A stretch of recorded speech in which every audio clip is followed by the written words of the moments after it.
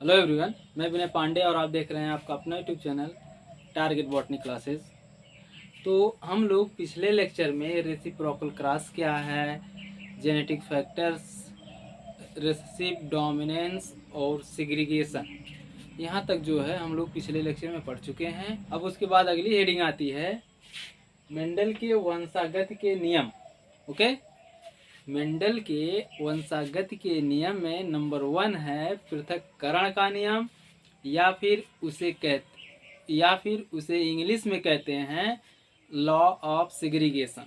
Okay, तो आइए इसमें देखते हैं। देखिए, लॉ ऑफ सेग्रीगेशन को युग्मकों की शुद्धता का नियम या फिर संकरों के विलगन यानी अलगाव का नियम, ओके, 3-4 नामों से एक ही क्वेश्चन पूछ सकता है और उसके लिए आपको तीनों चारों नाम जो है याद करके रखना है, ताकि एग्ज़ाम में क्वेश्चन किसी भी नाम से आए आपको फोड़ देना है। ओके, या तो ऐसे क्वेश्चन पूछ ले, law of segregation English word भी हिंदी में लिख करके कभी कभी पूछ लेता है एग्ज़ाम में। ओके, या फिर पूछ ले पृथक्करण का नियम किसे कहते हैं, या फिर पूछ ले कि युग्मकों की शुद्धता का नियम किसे कहते हैं, या फिर पूछ ले संकर के विलगन या अलगाव का नियम किसे कहते हैं, या फिर ऐसे क्वेश्चन पूछ ले कि मेंडल का प्रथम नियम क्या था, या फिर मेंडल के प्रथम नियम के बारे में लिखिए। ऐसे क्वेश्चन पूछ सकता है। ओके, कुछ भी, मतलब इसको 3-4 नामों से पूछ सकता है। तो इसमें जान लीजिए, बता दे रहे हैं, आप नोट करते हुए चलिए, क्योंकि हम सारी चीज़ें जो है व्हाइट बोर्ड पर नहीं लिख सकते। ओके, तो आप लोग हम जो बोलते हैं वो आप नोट करते हुए चलिए। ओके, और जो इम्पोर्टेंट टॉपिक रहता है हम व्हाइट बोर्ड पर लिख देते हैं। ओके, तो लॉ ऑफ सेग्रीगेशन यानी पृथक्करण के नियम में क्या है, मेंडल के निष्कर्षों को कार्ल कॉरेंस ने 1901 ईस्वी में मेंडल के प्रथम नियम के रूप में प्रस्तुत किया, जिसे लॉ ऑफ सेग्रीगेशन या फिर पृथक्करण का नियम कहा गया। इस नियम के अनुसार एक आनुवांशिक लक्षण के विभिन्नताओं या फिर तुलनात्मक रूपों के कारक या जीन ये अधिक समय तक एक साथ रहने पर भी अपनी शुद्धता को बनाए रखते हैं। ओके, जिसके फलस्वरूप युग्मकों या गैमेट्स में जाने वाले सभी कारक शुद्ध होते हैं। ओके, इसीलिए इसे युग्मकों की शुद्धता का नियम भी कहते हैं, और या फिर संकरों के अलगाव का नियम भी कहते हैं। ओके, उसके बाद आइए देखते हैं फिगर के माध्यम से, यानी क्रॉस के माध्यम से देखते हैं लॉ ऑफ सेग्रीगेशन को। ओके, देखिए, एक लंबा पौधा, ठीक, कैपिटल टी, और एक बौना पौधा, स्मॉल टी। ओके, लंबे पौधे को कैपिटल टी से प्रदर्शित किया जाता है और बौने पौधे को स्मॉल टी से प्रदर्शित किया जाता है। हालांकि आधुनिक वैज्ञानिकों ने लंबे पौधे और बौने पौधे के लिए कैपिटल डी और स्मॉल डी के रूप में प्रस्तुत किया था।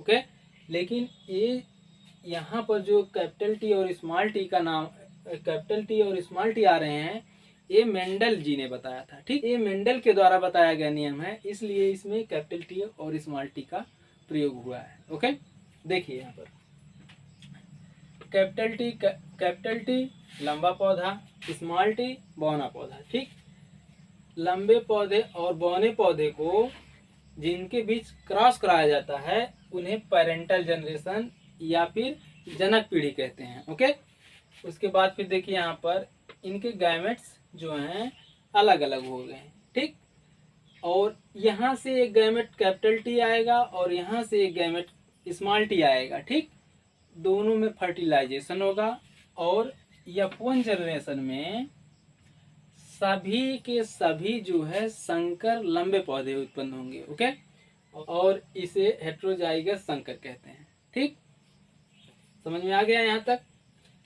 इस कैपिटल टी और स्मॉल टी दोनों में जो फर्टिलाइजेशन होगा या फिर कैपिटल टी और स्मॉल टी गैमेट आपस में मिलेंगे तो F1 जनरेशन में जो है लंबे पौधे ग्रो करेंगे, ठीक, हाइब्रिड लंबे पौधे ग्रो करेंगे। ओके, उसके बाद इस हाइब्रिड लंबे पौधे का सेल्फ क्रॉस कराया जाता है। सेल्फ क्रॉस आपको हम कई बार बता चुके हैं, मतलब 2-3 बार बता चुके हैं। और जो है यहाँ पर सेल्फ क्रॉस क्या है, ये शब्द आपके मन में नहीं आना चाहिए, ओके, क्योंकि हम पीछे बता चुके हैं।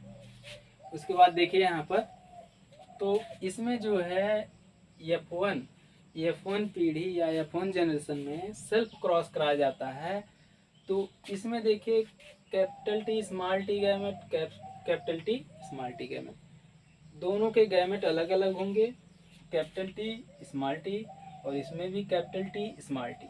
ओके, अब इसको जो है चेकर बोर्ड यानी चौखाने में प्रयोग करके देखेंगे कितने पौधे लंबे हैं, कितने पौधे नाटे हैं और कितने पौधे जो है और कितने पौधों के अंदर लंबे और नाटे दोनों के जीन जो हैं शामिल हैं। ओके, तो देखिए यहाँ पर कैपिटल टी और स्मॉल टी यहाँ पर लिखा गया है और एक कैपिटल टी और स्मॉल टी यहाँ पर लिखे गए हैं। ओके, अब देखिए कैपिटल टी और कैपिटल टी दोनों जुड़ेंगे तो डबल कैपिटल टी यानी लंबा पौधा। उसके बाद फिर capital T small T, capital T small T. Okay, उसके बाद अब स्मॉल टी से कैपिटल टी जुड़ेगा तो कैपिटल टी स्मॉल टी। उसके बाद फिर कैपिटल टी और स्मॉल टी और स्मॉल टी दोनों जुड़ेंगे तो small T small T. Okay, capital T, ठीक, कैपिटल टी से हम जानते हैं कैपिटल टी जो है बड़े पौधे के लिए प्रयोग किया जाता है या फिर डोमिनेंट जीन के लिए प्रयोग या फिर डोमिनेंट के लिए प्रयोग किया जाता है। ओके, तो कैपिटल टी से हमें पता चल रहा है कि प्योर लंबा पौधा है। ओके, उसके बाद कैपिटल टी स्मॉल टी, इससे हमें पता चल रहा है कि हाइब्रिड टाल प्लांट है। ओके, यानी संकर लंबा पौधा है। और स्मॉल टी से पता चल रहा है कि यह जो है प्योर डिवार्फ प्लांट या फिर बौना पौधा है। Okay, pure. तो अब इसका F2 जनरेशन में अनुपात क्या होगा, तो आइए अब इसका जो है फेनोटाइप रेशियो और जीनोटाइप रेशियो देखते हैं। ठीक, तो देखिए फेनोटाइप रेशियो मतलब लक्षणा प्रारूप, पौधों के लक्षण के आधार पर जो अनुपात आता है उसे फेनोटाइप रेशियो कहते हैं।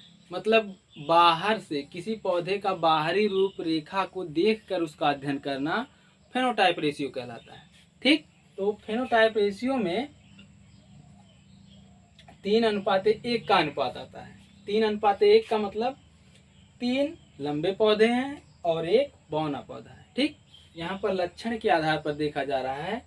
तो लक्षण 1 2 3 के 3 लंबे पौधे हैं ना, तो 3 लंबे पौधे मतलब 3 और 1 बौना पौधा 1, यानी फेनोटाइप रेशियो 3:1 का होगा। 3 लंबे पौधे होंगे और 1 बौना पौधा होगा। ठीक, और वहीं पूछे तो इन F2 जनरेशन में जीनोटाइप रेशियो क्या होगा। जीनोटाइप रेशियो मतलब किसी पौधे का जीन के आधार पर उनका अध्ययन करना जीनोटाइप कहलाता है। ठीक, तो जीनोटाइप में क्या होता है, जीनोटाइप में जो होता है 1:2:1 का अनुपात आता है। ओके, तो देखिए यहाँ पर जीन के आधार पर जीन में एक जो एकदम प्योर लंबा पौधा है। ठीक, तो एक लिखा गया।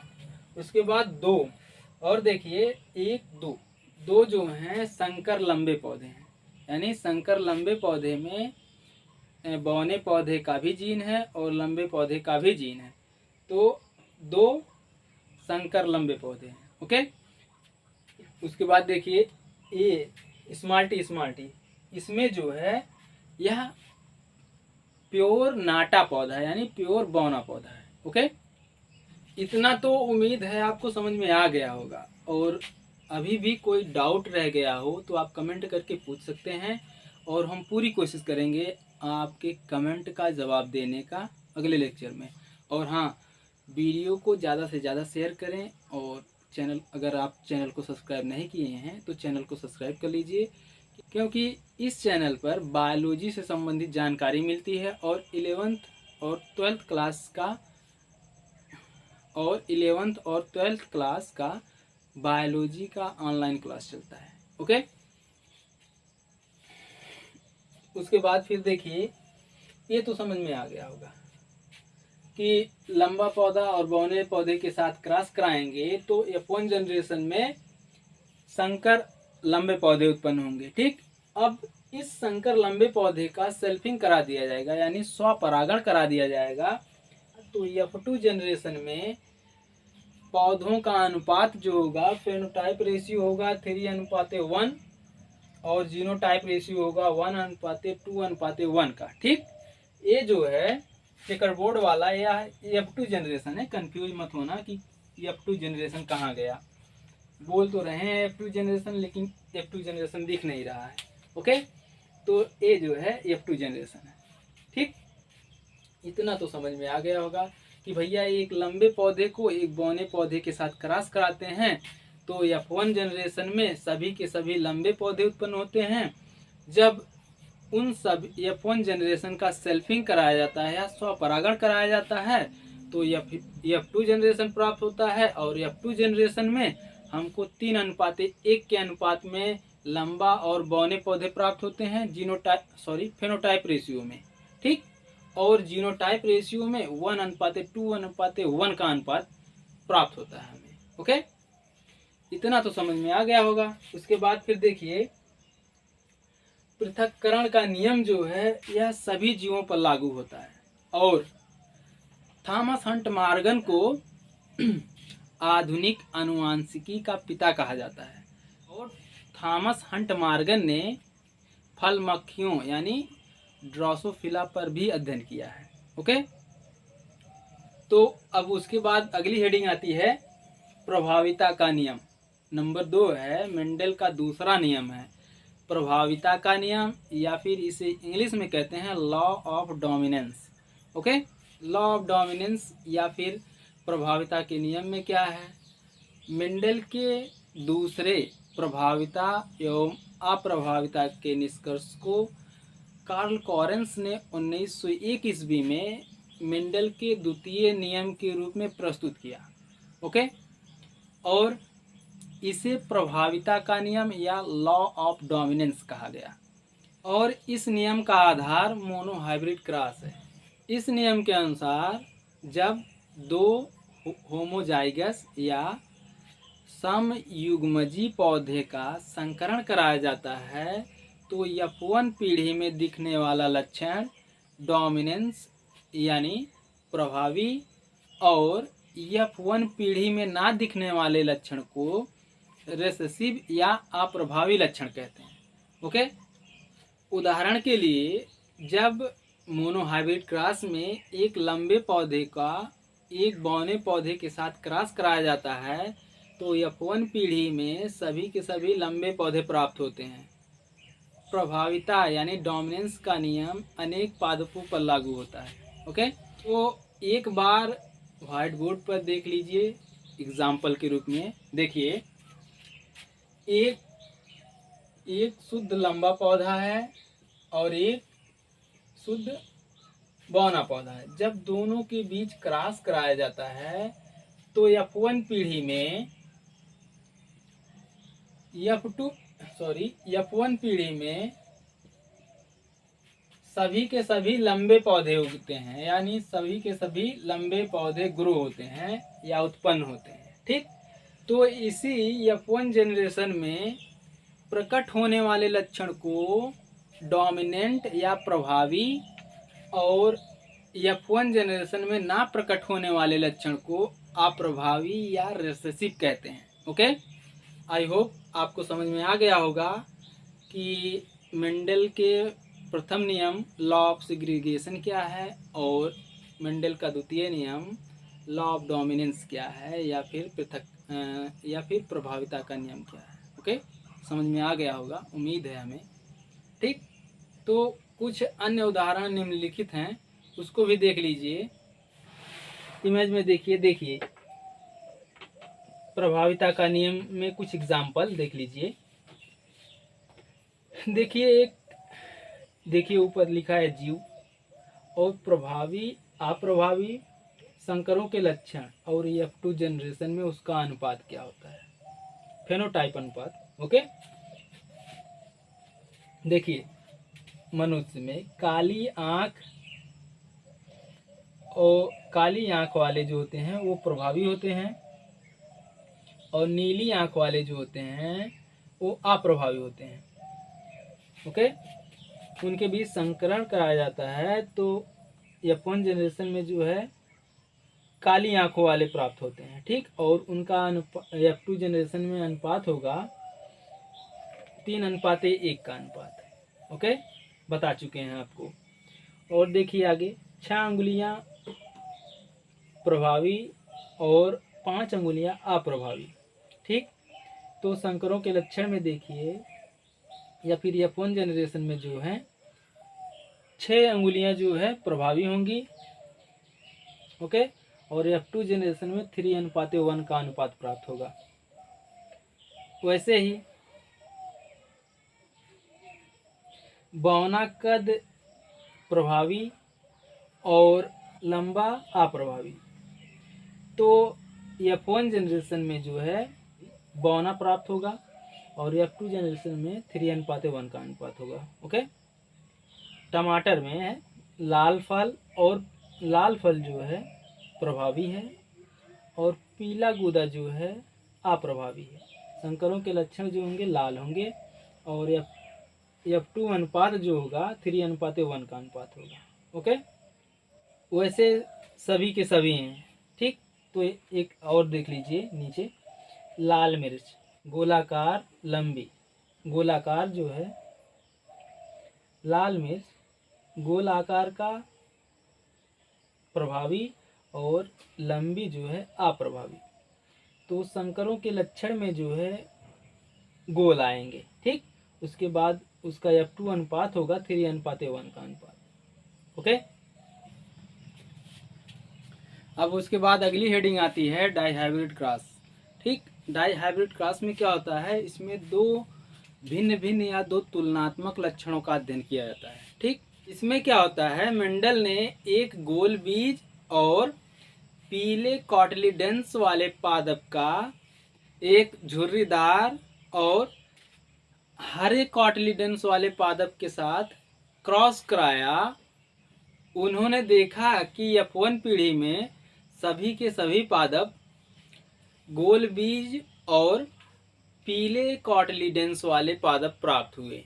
ओके, उसके बाद मेंडल ने F1 जनरेशन में प्राप्त सीडों को एक अलग स्थान पर बोया। ठीक, एक अलग स्थान पर बोया और उससे F2 यानी F2 जनरेशन प्राप्त किया है, यानी F2 जनरेशन के पादप प्राप्त किए। ठीक, और उसके बाद उसमें स्वपरागण कराया। किसमें, F2 जनरेशन में जो पादप प्राप्त किए उसमें मेंडल ने स्वपरागण यानी सेल्फ पॉलिनेशन करा दिया। ओके, उसके बाद मेंडल को 4 प्रकार के संयोजन प्राप्त हुए। ओके, और उसके बाद मेंडल ने F2 पीढ़ी के संयोजन या संततियों में 4 प्रकार के पादप प्राप्त किए, 9:3:3:1 के अनुपात में, और इसे ही डाईहाइब्रिड क्रॉस कहा गया। ओके, उसके बाद मेंडल ने उपरोक्त परिणामों से यह निष्कर्ष निकाला, गोल बीज और येलो कार्टिलिडेंस वाले लक्षण झुर्रीदार बीज और हरे या ग्रीन कार्टिलिडेंस वाले लक्षण पर प्रभावी होते हैं। ओके, और उन्होंने बताया कि इसी कारण से F1 जनरेशन में गोल बीज और पीले कार्टिलिडेंस वाले पादप प्राप्त हुए। F2 पीढ़ी के चारों लक्षणों के स्वतंत्र अपविभन के कारण प्रत्येक जोड़ी के तुलनात्मक लक्षण दूसरी जोड़ी के तुलनात्मक लक्षणों से स्वतंत्र रूप से व्यवहार करते हैं। अतः मटर के बीज की आकृति और बीज पत्र का रंग दोनों स्वतंत्र रूप से व्यवहार करते हैं। इसी कारण गैमेट के निर्माण के समय मटर के बीजों के गोल एवं झुर्रीदार लक्षणों के जीन एवं बीज पत्र के हरे एवं पीले रंग के लक्षणों के जीन स्वतंत्र रूप से अपव्यूहन करते हैं। उसके बाद मेंडल ने गोल लक्षणों को कैपिटल आर और झुर्रीदार लक्षणों को स्मॉल आर से प्रदर्शित किया। ओके, इसी प्रकार उनके रंगों को पीले रंग को कैपिटल वाई से और हरे रंग को स्मॉल वाई से प्रदर्शित किया। ओके, और उसके बाद आइए अब क्रॉस के माध्यम से डाई हाइब्रिड क्रॉस का पूरा डिटेल अध्ययन करते हैं और जीनोटाइप और फेनोटाइप रेशियो को हम निकालते हैं। ओके, निकालते हैं, हालांकि हम निकाल कर मतलब रेडी हैं, क्योंकि हम पढ़ाते समय ही अगर हम गैमेट बनाएंगे और चेकर बोर्ड बनाएंगे तो समय बहुत ज़्यादा लगेगा। इसलिए जो है व्हाइट बोर्ड पर हम पहले सब कुछ बना कर रेडी कर दिए हैं ताकि आपका समय बचे। ओके, तो आइए देखते हैं। देखिए dihybrid cross. Okay, Mendel ने दो तुलनात्मक लक्षणों के जीन को लिया। ठीक, देखिए बुक में ऐसे लिखा गया है कि गोल बीज और येलो कॉटिलिडेंस यानी बीज पत्र, ठीक, पीले बीज पत्र और झुर्रीदार बीज और हरे कॉटिलिडेंस लिखा गया है। ठीक, वैसे हम लोग ना कहकर सीधे सीधे ऐसे कहेंगे राउंड और येलो सीड तो कहने में भी आसानी रहेगी और हम लोग अच्छे से पढ़ भी लेंगे। ओके, तो देखिए यहाँ पर सबसे पहले तो आप लोग देख लीजिए कि इंडिकेशन क्या है। इंडिकेशन मतलब कैपिटल आर का कैपिटल आर किसको इंडिकेट कर रहा है, स्मॉल आर किसको इंडिकेट कर रहा है, कैपिटल वाई किसको इंडिकेट कर रहा है और स्मॉल वाई किसको इंडिकेट कर रहा है। तो देखिए यहाँ पर सीड का आकार मतलब सीड गोल है या झुर्रीदार है वह आकार। ठीक, तो कैपिटल आर से राउंड सीड यानी कैपिटल आर से गोल सीड को प्रदर्शित कर रहे हैं। ठीक, कैपिटल आर से गोल सीड को दर्शाया गया है और स्मॉल आर से रिंकल सीड यानी झुर्रीदार सीड को दर्शाया गया है। ठीक, कैपिटल आर से गोल सीड को और स्मॉल आर से झुर्रीदार सीड को। ठीक, उसके बाद सीड का कलर मतलब सीड का कलर कैसा है, तो कैपिटल वाई से येलो सीड कलर को प्रदर्शित किया गया है और स्मॉल वाई से ग्रीन सीड कलर को प्रदर्शित किया गया है। ओके, उसके बाद अब देखिए यहाँ पर देखिए मेंडल ने एक राउंड यानी गोल और येलो सीड को लिया। ठीक, और एक रिंकल यानी झुर्रीदार और हरे सीड को लिया। ठीक, दोनों के बीच क्रॉस कराया। ठीक, जिनके बीच क्रॉस कराया जाता है उसे पेरेंटल जनरेशन बोला जाता है। ठीक, जैसे कि राउंड येलो सीड और रिंकल ग्रीन सीड जो हैं ये दोनों पेरेंटल जनरेशन कहलाएंगे। ठीक, जिनके बीच क्रॉस कराया जाता है उन्हें पेरेंटल जनरेशन बोला जाता है। ओके, उसके बाद फिर देखिए क्या होता है, राउंड येलो सीड और रिंकल ग्रीन सीड। ठीक, इनके बीच मियोसिस होगा यानी गैमेट का सेग्रीगेशन होगा। ठीक, तो यहाँ से राउंड येलो सीड से एक गैमेट कैपिटल आर और एक गैमेट स्मॉल आर। ठीक, यहाँ से राउंड येलो सीड से कैपिटल आर और स्मॉल आर गैमेट निकलेंगे और रिंकल ग्रीन सीड से स्मॉल आर और स्मॉल वाई गैमेट निकलेंगे। ठीक, दोनों का फर्टिलाइजेशन होगा यानी निषेचन होगा। उसके बाद जो है F1 जनरेशन में सभी के सभी गोल और येलो सीड प्राप्त होंगे। ठीक, जैसे सुन लीजिए फिर से, एक राउंड येलो सीड और एक रिंकल ग्रीन सीड के बीच क्रॉस कराया जाता है तो F1 जनरेशन में सभी के सभी राउंड येलो सीड प्राप्त होते हैं। ठीक, उसके बाद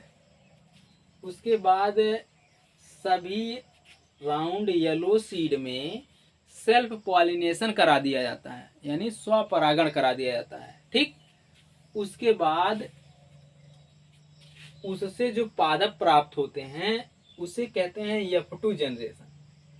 जब F1 जनरेशन में सेल्फ पॉलिनेशन या स्वपरागण करा दिया जाता है तो उसके बाद उससे जो पादप प्राप्त होते हैं या जो संततियां प्राप्त होती हैं उसे कहते हैं F2 जनरेशन। ठीक, देखिए F2 जनरेशन में मियोसिस द्वारा सभी गैमेट अलग अलग हो गए हैं। मतलब आप लोग कंफ्यूज होंगे कि कैसे एक गैमेट कैसे बना। ठीक, तो देखिए यहाँ पर जब F1 जनरेशन में सेल्फ पॉलिनेशन करा दिया जाता है उसके बाद 4 प्रकार के गैमेट बनते हैं। ठीक, तो देखिए कैसे 4 प्रकार के गैमेट बनते हैं। गैमेट में मियोसिस होता है, उसके बाद 4 प्रकार के गैमेट बनते हैं।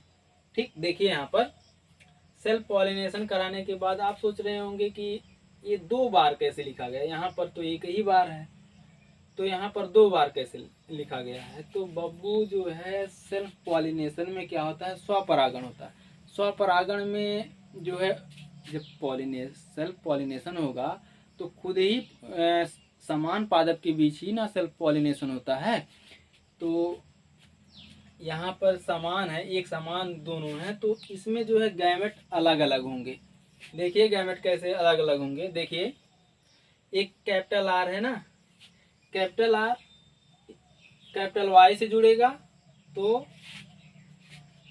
Capital R capital Y gamete बनेगा। ठीक, कैपिटल आर स्मॉल वाई से जुड़ेगा तो कैपिटल आर स्मॉल वाई बनेगा, स्मॉल वाई गैमेट बनेगा। ठीक, उसके बाद फिर देखिए ये स्मॉल आर जो है कैपिटल वाई से जुड़ेगा तो small R capital Y gamete बनेगा। उसके बाद ये स्मॉल आर स्मॉल वाई से जुड़ेगा तो स्मॉल आर और स्मॉल वाई गैमेट बनेंगे। ठीक, उसके बाद फिर सेम प्रोसेस यहाँ पर भी होगा। कैपिटल आर कैपिटल वाई से जुड़ेगा, capital R capital Y gamete बनेगा। उसके बाद फिर कैपिटल आर स्मॉल वाई के साथ जुड़ेगा, capital R small Y gamete बनेगा। ठीक, उसके बाद फिर देखिए स्मॉल आर जो है कैपिटल वाई के साथ जुड़ेगा तो small R capital Y gamete बनेगा। उसके बाद फिर स्मॉल आर स्मॉल वाई के साथ जुड़ेगा, स्मॉल आर और स्मॉल वाई गैमेट बनेगा। ठीक, उसके बाद क्या होगा, आइए अब देखते हैं चेकर बोर्ड के माध्यम से। ठीक, चेकर बोर्ड यानी चौखाने के माध्यम से देखते हैं F2 जनरेशन में सीड का फेनोटाइप रेशियो और जीनोटाइप रेशियो क्या होता है। ओके, तो आइए देखते हैं। देखिए पहले तो आप 4 खाने बनाएंगे। ठीक, 4 खाना नहीं, यहाँ पर पहले तो आप चेकर बोर्ड बनाएंगे 4 खाने का। ठीक, देखिए 1 2 3 4। ठीक, और ऐसे सीधे सीधे गिनेंगे 1 2 3 4। ठीक, उसके बाद फिर देखिए 4 खाने हम क्यों बनाए, 4 गैमेट है ना, 1 2 3 4, 4 गैमेट हैं तो 4 खाने बने। ओके, तो ये जो है मेल्स, देखिए इसको जो है आप लोग कंफ्यूज मत होइएगा, ये इंडिकेशन जो है मेल और फीमेल को इंडिकेट करता है। ठीक, ये जो 0 बनाकर उसके नीचे प्लस लिखा जाता है यह जो होता है फीमेल होता है, और एक 0 बना करके उसके ऊपर ऐसे तीर का निशान बना देते हैं वह मेल होता है। ओके, तो यह मेल फीमेल को इंडिकेट करता है। ठीक, तो देखिए ये चारों गैमेट जो हैं ऊपर की तरफ लिख दिए गए हैं। ठीक, और ये चारों गैमेट यहाँ पर नीचे की तरफ लिख दिए गए हैं। ओके, उसके बाद अब इनका गैमेट बनाएंगे। गैमेट बनाना जानते हैं आप लोग? अगर नहीं जानते होंगे तो भी आप सीख लेंगे। देखिए यहाँ पर कैपिटल आर कैपिटल वाई, ठीक, और यहाँ पर क्या है, कैपिटल आर कैपिटल वाई दोनों जुड़ेंगे तो क्या बनेगा, double capital R double capital Y. Okay, अभी बताएंगे मतलब कि कौन सा सीड प्राप्त होगा, कौन सा सीड कैसा रहेगा, अभी सब कुछ बताएंगे। पहले गैमेट देख लीजिए, उसके बाद फिर देखिए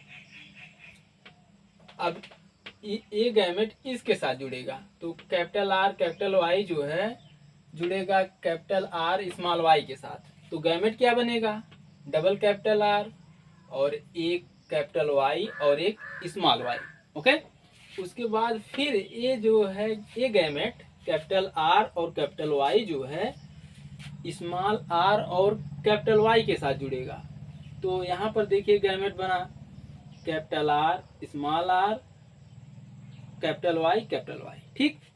उसी प्रकार यही गैमेट इसके साथ जुड़ेगा स्मॉल आर और स्मॉल वाई के साथ, तो गैमेट बनेंगे capital R small R capital Y small Y. Okay, उसी प्रकार सेम कंडीशन फिर अगले गैमेट में इसमें है, ये भी जो है इसके साथ जुड़ेगा। उसके बाद ए गैमेट जो है कैपिटल आर और स्मॉल आर कैपिटल वाई के साथ जुड़ेगा, तो गैमेट बनेगा capital R capital Y small Y, ठीक। उसके बाद फिर एक गैमेट जो है इसके साथ जुड़ेगा तो बनेगा capital R small R sorry small Y. Okay, उसके बाद फिर एक गैमेट इसके साथ जुड़ेगा तो फिर गैमेट बनेगा capital R capital Y small Y, ठीक। फिर एक गैमेट इसके साथ जुड़ेगा तो गैमेट बनेगा कैपिटल आर स्मॉल आर और स्मॉल वाई। ओके, उसके बाद फिर वही कंडीशन यहाँ पर लागू होगा, स्मॉल आर कैपिटल वाई इसके साथ जुड़ेगा तो गैमेट बनेगा capital R small R capital Y. Okay, उसके बाद फिर जो है ये गैमेट जो है इसके साथ जुड़ेगा तो गैमेट बनेगा capital R capital Y small Y. फिर यही गैमेट इसके साथ जुड़ेगा तो बनेगा गैमेट बनेगा स्मॉल आर कैपिटल वाई, ठीक। फिर एक गैमेट इसके साथ जुड़ेगा तो वही कंडीशन यहाँ पर जो है small R capital Y small Y, ठीक। वही कंडीशन यहाँ पर भी लागू होगा, ये गैमेट इसके साथ जुड़ेगा तो capital R capital Y small Y. फिर ए इसके साथ जुड़ेगा तो कैपिटल आर स्मॉल वाई। फिर एक गैमेट इसके साथ जुड़ेगा double capital R capital Y small Y. फिर एक गैमेट इसके साथ जुड़ेगा double small R double small Y. Okay, अब इसके बाद फिर देखिए गैमेट, अब आइए देखते हैं कि इसमें सीड कौन से कलर के और किस आकार के प्राप्त हो रहे हैं, ठीक। तो देखिए, तो उसके बाद देखिए चेकर बोर्ड बनाने के बाद अब उससे हम लोग अध्ययन करेंगे कि उसका फेनोटाइप रेशियो और जीनोटाइप रेशियो, ठीक। तो पहले देखिए यहाँ पर देखिए राउंड और येलो सीड कितने प्राप्त हुए हैं, तो देखिए हम इंडिकेट भी कर दिए हैं, क्योंकि जो है इंडिकेट करने से हमको गैमेट को खोजना नहीं पड़ेगा, आसानी से मिल जाएगा, और इसीलिए हम जो है गैमेट को इंडिकेट भी कर दिए हैं ताकि ज़्यादा समय ना लगे खोजने में, उसके बाद आपको बताने में। तो इंडिकेट करने से हमको जो है आसानी होगा आपको जल्दी बताने में, नहीं तो हम भी ढूंढेंगे कहाँ कहाँ पर है गैमेट जो है राउंड और येलो सीड वाला गैमेट कौन कौन सा है, ठीक। तो देखिए यहाँ पर राउंड और येलो सीड कितने हैं इसमें, इस चेकर बोर्ड में हम लोग देखेंगे कि कितने सीड जो हैं राउंड और येलो हैं। तो देखिए यहाँ पर कैपिटल आर 1 2 3 4 5 6 7 8 9, नौ 9 सीड ऐसे हैं जो राउंड हैं और येलो हैं। कैसे पता कि हमें राउंड है और येलो हैं? देखिए यहाँ पर कैपिटल आर, कैपिटल वाई, ठीक, दोनों दोनों क्या हैं? डोमिनेंस हैं, ठीक। तो राउंड सीड बनेगा, ठीक। यहाँ पर भी देखिए कैपिटल आर और कैपिटल वाई, स्मॉल वाई, यहाँ पर भी राउंड और येलो सीड बनेगा, क्योंकि ये जो स्मॉल वाई है इसको कैपिटल वाई तो दबा देगा ना, क्योंकि कैपिटल वाई जो है डोमिनेंस जीन है। डोमिनेंस जीन जो है रिसेसिव जीन को दबा देता है, ये हम आपको बता चुके हैं, ठीक। उसके बाद फिर यहाँ पर भी वही बात है, कैपिटल आर है, स्मॉल आर है, और कैपिटल वाई है। कैपिटल आर जो है डोमिनेंस जीन है, इससे इससे भी यहाँ पर जो है राउंड और येलो सीड प्राप्त होंगे, ठीक। उसके बाद फिर यहाँ पर देखिए, यहाँ पर भी जो है वही कंडीशन है, कैपिटल आर और small R, capital Y, small Y. Capital R जो है स्मॉल आर को दबा देगा और कैपिटल वाई जो है स्मॉल वाई को दबा देगा, क्योंकि कैपिटल आर और कैपिटल वाई डोमिनेंस जीन है, वो रिसेसिव को दबा देते हैं, ठीक। सेम उसी प्रकार जितने राउंड और येलो सीड प्राप्त हुए सब में उसी प्रकार लागू होगा, ठीक। तो कितने राउंड सीड प्राप्त हुए हैं? येलो और राउंड सीड 1 2 3 4 5 6 7 8 9, 9 जो हैं राउंड और येलो सीड प्राप्त हुए हैं। उसके बाद फिर देखिए राउंड ग्रीन सीड, राउंड और ग्रीन सीड कितने प्राप्त हुए हैं? राउंड और ग्रीन सीड 3, 1 2 3। ग्रीन राउंड और ग्रीन सीड को हम जो है ब्लैक कलर से इंडिकेट कर दिए हैं, ठीक। राउंड और ग्रीन सीड कैसे पता चला? तो देखिए यहाँ पर कैपिटल आर किसको प्रदर्शित कर रहा था? कैपिटल आर राउंड सीड को, ठीक। और स्मॉल वाई किसको प्रदर्शित कर रहा था? यहाँ पर देखिए ग्रीन सीड कलर को, ठीक। तो क्या प्राप्त होगा? तो राउंड और ग्रीन सीड प्राप्त होंगे, ठीक। यहाँ पर भी वही बात है, कैपिटल आर है यानी डोमिनेंस जीन है, तो मतलब यहाँ पर राउंड सीड होगा। और स्मॉल वाई है, स्मॉल वाई किसको प्रदर्शित करता है? ग्रीन कलर को, तो round seed green colour, okay. उसके बाद फिर यहाँ पर भी वही बात है, कैपिटल आर है और स्मॉल वाई भी है, तो राउंड और ग्रीन सीड प्राप्त होंगे, ओके। उसके बाद फिर देखिए रिंकल येलो, 3 जो है रिंकल और येलो सीड प्राप्त हो रहे हैं। रिंकल और येलो सीड को हम जो है नीले मार्कर से इंडिकेट किए हैं, ठीक। रिंकल और येलो सीड कैसे पता करेंगे कि जो इस गैमेट से रिंकल सीड बना है? कैसे पता करेंगे? तो देखिए स्मॉल आर से क्या इंडिकेट होता है? रिंकल ना, यहाँ पर दिया गया है, देखिए स्मॉल आर से रिंकल सीड प्राप्त होता है, मतलब रिंकल सीड को स्मॉल आर से इंडिकेट किया गया है। और येलो को तो बता चुके हम, कैपिटल वाई से इंडिकेट किया गया है। तो यहाँ पर देखिए क्या बन रहा है, डबल स्मॉल आर और कैपिटल वाई स्मॉल वाई, तो सीड कौन सा बनेगा? रिंकल बनेगा ना, क्योंकि स्मॉल आर से तो रिंकल सीड बनता है।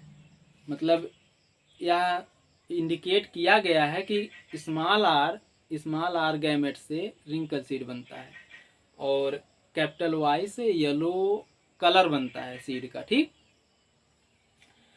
तो यहाँ पर स्मॉल वाई तो दिया है, बट अगर एक और स्मॉल वाई रहता तब जो है, यहाँ पर वाई तो स्मॉल वाई दिया है बट कैपिटल वाई भी दे दिया है। कैपिटल वाई जो होता है वह रिसेसिव जीन को दबा देता है, तो डोमिनेंस होगा ना। तो रिंकल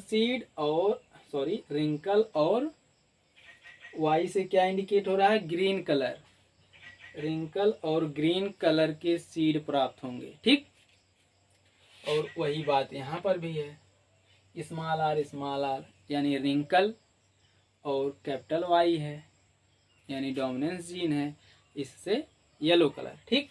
तो रिंकल और येलो कलर के सीड जो है कितने हैं, 1 2 3, तीन तीन जो है रिंकल और येलो कलर के सीड हैं, और एक जो है रिंकल ग्रीन है, एक जो है प्योर रिंकल ग्रीन सीड है। ठीक, तो अनुपात क्या प्राप्त हुआ, डाई हाइब्रिड क्रॉस में F2 जनरेशन में फेनोटाइप रेशियो जो है 9:3:3:1 का अनुपात प्राप्त हुआ। ओके, उसके बाद फिर आगे देखिए यहाँ पर कुछ जो है गैमेट्स को हम लिखे हुए हैं।